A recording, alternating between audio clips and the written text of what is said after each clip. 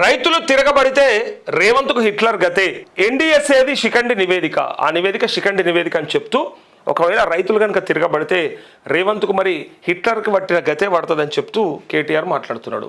అది పక్కకు పెడితే అది రాజకీయంగా విమర్శ అనుకుంటే, అసలు ఎన్డీఎస్ఏ ఇచ్చిన రిపోర్టు కాడనేమో నీళ్ళు నేను తీస్తలేను, సరే రిపోర్ట్ ఉంది నా చేతిలో, ఆ కాగితం ప్రకారమే నేను రిలీజ్ చేస్తలేను, ఎత్తిపోస్తలేనని చెప్పినాం. అసలు కాగితమే లేని, అవసరమే లేని, అసలు ఎన్డీఎస్ఏ రిపోర్టే లేనటువంటి స్థానంలో నువ్వు ఏం చేసినావు చెప్పాలి. ఇగో అదే ఇలా వీళ్ళు అడుగుతున్నటువంటి క్వశ్చన్.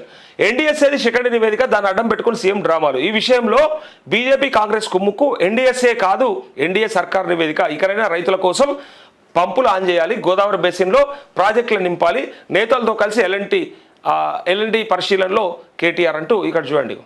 నీళ్ళు ఎత్తిపోయాల్సిందే, భేషజాలకు పోకుండా రైతులను ఆదుకోవాలి, ప్రాజెక్టులో నీళ్లు నింపుతామని ఎన్డీఎస్ఏ సీఎం అడిగారా? కాపర్ డ్యాం కట్టి కన్నెపల్లి నుంచి నీళ్ళని ఎత్తొచ్చు, ఏ ముఖ్యమంత్రి వాడని దిగజారుడు భాష రేవంత్ది. ఎంపీ ఈటెల రాజేందర్ 5 ప్రభుత్వ తీరును ఎండగట్టిన రౌండ్ టేబుల్ సమావేశం అంటూ ఇక్కడ కాళేశ్వరం పంపులు నడపకుండా, పంటలకు నీళ్ళు ఇవ్వకుండా రైతులను కాంగ్రెస్ ప్రభుత్వం గోస పెడుతున్నదని, సహనం నశించి రైతులు తిరగబడితే రేవంత్ రెడ్డికి హిట్లర్కు పట్టిన గతే పడుతుందని బీఆర్ఎస్ వర్కింగ్ ప్రెసిడెంట్ కేటీఆర్ హెచ్చరించారు. నేషనల్ డ్యామ్ సేఫ్టీ అథారిటీ ఇచ్చిన శిఖండి నివేదికను ఏదైతే ఎన్డీఎస్ఏ ఏదైతే ఉందో, ఇదిగోండి ఆ రిపోర్టుకు సంబంధించి ఒకసారికి చూడండి.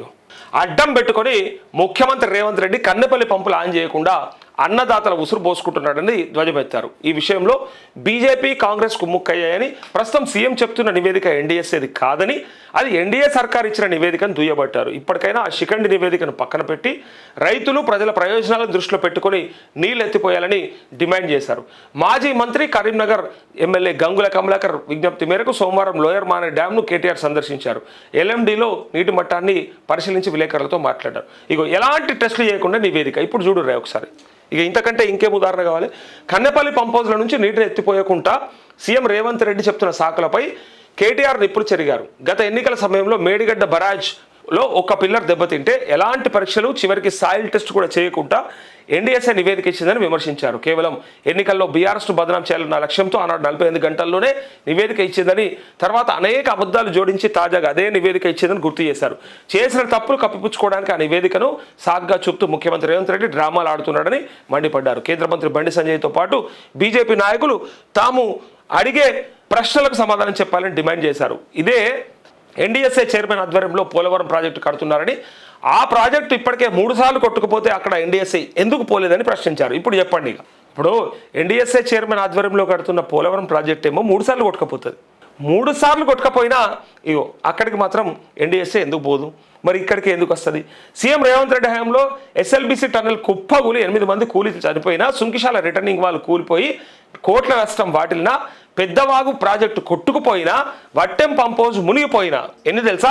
వట్టెం పంపోజ్ ఏమో మునిగిపోతుంది, పెద్దవాగు ప్రాజెక్ట్ ఏమో కొట్టుకపోతుంది, ఈ సుంకిశాల రిటర్నింగ్ వాళ్ళేమో కుప్పగూలిపోతుంది, అట్లే ఎస్ఎల్బీసీ టన్నెల్ ఏమో ఖతమైపోతుంది. ఇవన్నిట్లలో జరిగినటువంటి తప్పిదాల గురించి ఎక్కడ ఏ రిపోర్ట్ ఉండదు, ఎక్కడ ఎవరు మాట్లాడరు. అయితే ఇక్కడ మాత్రం బీహార్లో బ్రిడ్జిలు కూలిపోయినా, గుజరాత్లో డ్యాములు కొట్టుకపోయినా ఎన్డీఎస్ఏ పోదని, కేవలం తెలంగాణలో కేసీఆర్ కట్టిన కాళేశ్వరం ప్రాజెక్టు మీద మాత్రం కాంగ్రెస్ బీజేపీ అలైబలై చేసుకొని శిఖండి నివేదికను అడ్డం పెట్టుకొని డ్రామా ఆడుతున్నాయని మండిపడ్డారు. అవు కదా, పోవాలంటే మరి మన దగ్గర కూడా ఎస్ఎల్బీసీ టన్నెల్ ఎట్లా కూలిందో మనకు అందరికీ ఎరక తెలుసు కదా. శ్రీశైలం లెఫ్ట్ బ్యాంక్ కెనాల్ కూలిపోతే 8 మంది కూలీలు అందులోనే టన్నెల్ బోరింగ్ మిషన్ కాడ టీబీఎం దగ్గర చిక్కుకుపోతే తీయడానికి కూడా మన వాళ్ళ చేతకాలే.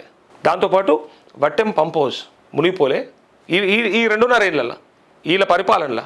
దాంతోపాటు ఇక పెద్దవాగు ప్రాజెక్ట్ ఎట్లా కొట్టుకపోయింది, ఏం చేసారు మరి? ఇంకా సుంకిశాల రిటర్నింగ్ వాళ్ళు కూడా ఇగో మరి వాళ్ళే కదా చేసింది. మరి అవేం దాని గురించి మాట్లాడరా? అది కూలిపోతే మరి వాటి గురించి ఎన్డీఎస్ఏ ఏం రిపోర్ట్ ఇయ్యదా? వాటి మీద చర్యలు ఏమి ఉండవా? అదే క్వశ్చన్. ఇప్పుడు కేసీఆర్ కట్టిన కాళేశ్వరం మీద ఎందుకు ఇంత కక్ష? మరి వీళ్ళు పరిపాలన మొదలుపెట్టినాక జరిగినటువంటి ఈ 4 పెద్దవాగు ప్రాజెక్టు, వట్టెం పంపోజు, సుంకిశాల రిటర్నింగ్ వాళ్ళు, అట్లే ఎస్ఎల్బీసీ టన్నెల్, మరి ఇవన్నీ కూడా జరిగినటువంటివే కదా మన కళ్ళ ముందర. మరి వాటిపైన ఏమి చర్యలు ఉండవా? ఎన్డీఎస్ఏ ఏం రిపోర్ట్ ఇయ్యదా అని ఇక్కడ వీళ్ళు క్వశ్చన్ అడుగుతూ, ఇంకా బీహార్లో బ్రిడ్జిలు కూలిపోతాయి, అట్లే గుజరాత్లో డ్యాములు కొట్టుకపోతాయి, అయినా కూడా ఎన్డీఎస్ఏ ఆడికి పోదు, చూడదు, మాట్లాడదు, అడగదు.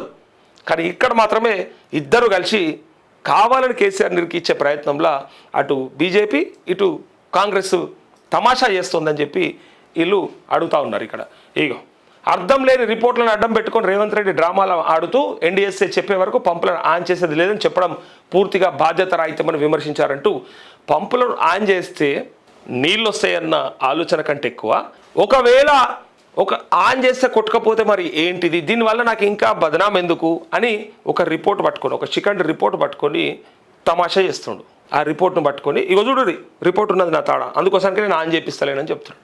కానీ తర్వాత జరగబోయే నష్టం, అంతకంటే ఎక్కువ జరిగే కరువు, అంతకంటే సమస్యని ఆయన పసిగడతలేడు. నాయకుడు అంటోడు ముందు చూపు ఉంటే నాయకుడు అవుతాడు, లేదా నాయకుడు అంటోడికి ముందు చూపు అనేది ఒక లక్షణంగా ఉండాలి. అది అవలక్షణంగా మారిపోయింది ఇప్పుడు రేవంత్ రెడ్డికి, అది అవలక్షణమైంది. ముందు చూపు లేనితనం అవలక్షణమైనది. ఎట్లుండాలి ఎలా మరి ఎల్నినో సూపర్ ఎల్నినో ప్రభావంతో ఒకవేళ ఈ జూలై నెలలో వర్షాలు పడకపోతే ఆగస్టులో వర్షాలు పడితే అప్పటి వరకు నాట్లేసుకున్నోళ్ళు పంట పొలాలు అన్నీ ఆగమైపోయి బోర్లన్నీ ఎండిపోయి భూగర్భ జలం అంతా కూడా ఇంకిపోయి అడుగంటిపోతే మనం ఒకవేళ ఈ కరువును ఎట్లా ఎదుర్కొంటాం, ఆ తర్వాత వచ్చే సమస్య ఏందని చూస్తలేడు. ఇక ఇప్పుడు అది మునుగుతుంది ఇది మునుగుతుంది భద్రాచలం మునుగుతుంది 44 గ్రామాలు మునుగుతుంది. ఎవడు చెప్పిండు ఆయన నీకు? అది ఎవడు చెప్పిండు? ఎన్ని లక్షల క్యూసెక్ల నీళ్ళు వస్తే ఎప్పుడు మునిగింది ఎప్పుడు కొట్టుకపోయింది ఆయన ఎప్పుడు చిత్రమైపోయి. ఇక తమాషా చూస్తున్న సీఎం కాళేశ్వరం వద్ద రోజుకు 9 టీఎంసీల నీళ్లు దిగకపోతున్నాయి. విన్నరా? రోజుకు 9 టీఎంసీల నీళ్ళు అంటే ఏందా అసలు? దారుణం. గన్ని క్యూసెక్ల నీళ్లు పోతుంటే ఎంత బాధేస్తుందంటే ఒక్కొక్క ఇట్లా ఏమంటారు రైతు ఒక మడి తడపడానికి ట్యాంకర్లతోని బిందెలతో తెచ్చి పోసుకుంటుంటారు. పంట యాడ చేతికొచ్చేది ఖరాబ్ అవుతుందని గన్ని టీఎంసీల నీళ్ళని అట్లా దిగువకు వదిలిపెడతా ఉంటే ఇంకా నేను ఏమంటారు, ఏమని పిలుస్తారు? హిట్లర్ అనకపోతే ఇంకేమంటారు? నీరు అనకపోతే ఆంధ్రాలో ఆ నీటిని పైపుల ద్వారా ఎత్తిపోసుకుంటుంటే మన ముఖ్యమంత్రి మాత్రం తమాషా చూస్తున్నాడని కేటీఆర్ ధ్వజమెత్తారు. గోదావరి బేసిన్లోని శ్రీరామ్ సాగర్ ప్రాజెక్టుకు మధ్య మానేరు, మిడ్ మానేరు, లోయర్ మానేరు, వరద కాలువ, అన్నపూర్ణ రిజర్వాయర్, రంగనాయక సాగర్, మల్లన సాగర్ వరకు అన్ని రిజర్వాయర్లు నీరు లేక నోర్లు వెళ్ళబెట్టాయని ఆవేదన వ్యక్తం చేశారు. గోదావరి బేసిన్పై ఉన్న ప్రాజెక్టుల మొత్తం సామర్థ్యం దాదాపు 418 టీఎంసీలు కాగా ప్రస్తుతం 86 టీఎంసీల నీరు కూడా లేదని చెప్పారు. సుందిల్ల, అన్నారం ప్రాజెక్టుల పరిధిలో కాంగ్రెస్ అధికారంలోకి వచ్చిన తర్వాత గ్రౌటింగ్ పూర్తయినట్టు అధికారులు నివేదికలు ఇచ్చారని గుర్తు చేశారు.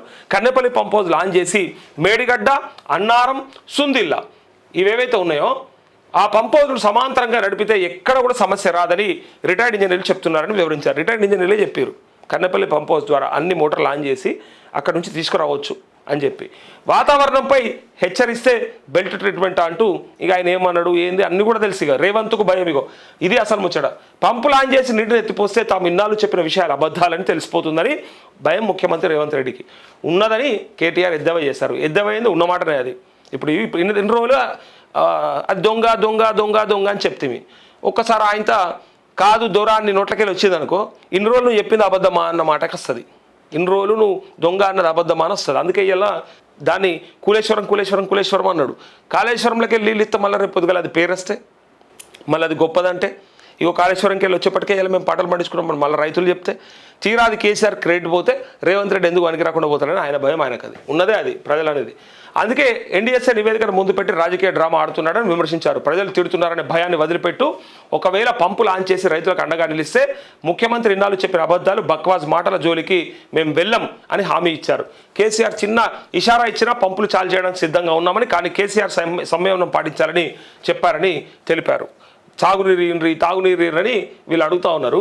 అయితే ఇక్కడ ఇగో ఇదే వార్తకు సంబంధించిన కంటిన్యూషన్ ఒక్కసారి చూడండి. నిన్న ఇగో మన పెద్ద మనుషులు ఎడిపోయారు. 2 ఏళ్లలో దేవాదుల పూర్తి చేసి 6 లక్షల ఎకరాలకు నీళ్ళు ఇస్తాం, పెండింగ్ పనులు భూసేకరణకు తక్షణమే 194 కోట్లు విడుదల చేస్తున్నామని డిప్యూటీ సీఎం బట్టి చెప్తూ, మేమున్నది కేటీఆర్ హరీష్ చెప్పినట్టు చేసేందుకు కాదు. మరి అట్లాంటప్పుడు పీకనీకి అడిగిర్రా? వాళ్ళు చెప్పినట్టు మేమెందుకు చేస్తామని అనుకున్న వాళ్ళు అయితే మరి మమ్మల్ని కన్విన్స్ చేయండి మీకు కాళేశ్వరం అప్పచెప్తాం అని చెప్పి పీకనీకి అన్నారా అని ప్రజలు అంటారు. అడుగుతారు, రైతులు కూడా అడుగుతారు. మీకు అప్పచెప్తాం, ఎందుకు అప్పచెప్పాలని చెప్పుర్రి అని అందుకే అన్నారు కదా. ఎందుకు ఇవ్వాలంటే నీళ్ళు ఇవ్వాలి, నీళ్ళ కోసానికి అప్పచెప్పమని వాళ్ళు అడిగారు. ఇగో ఎన్డీఎస్ఏ సిడబ్ల్యూసీ నివేదికల ప్రకారమే కాళేశ్వరం బ్యారేజ్ల పునరుద్ధరణ ఉంటుందని వెల్లడి. 10 ఏళ్లలో దేవాదుల సీతారాం ఎందుకు గట్టలే? మంత్రి ఉత్తమ్. వరద నీటితో లిఫ్ట్ చేయాలంటున్నారు, మరి బ్యారేజ్లు ఎందుకు నిర్మించారు? మంత్రి పొంగులేటి. దేవాదుల ప్రాజెక్టు పరిశీలన అక్కడే అధికారులతో మంత్రుల సమీక్ష అంటూ మొత్తం ఇక వాళ్ళ మీద వీళ్ళ మీద వాళ్ళు ఎక్కడికెళ్ళి రైతులకు నీళ్లు ఇస్తే ఎట్లా బతికిపోతారో, ఎట్లా పంటలు పండించుకుంటారో, మళ్ళీ రేపు పొద్దుగాల ఇక మళ్ళీ వడ్లు కొనమనాలి, యూరియా ఇవ్వమనాలి. ఇప్పుడు ప్రతిపక్షానికి కూడా ఇదే పంచాయతీ.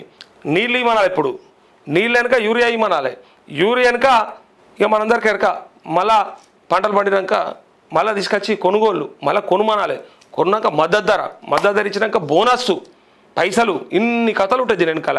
వీళ్ళకి కూడా పంచాయతీ, వాళ్ళకి ఇంకా డబుల్ పంచాయతీ, వాళ్ళకో టెన్షన్.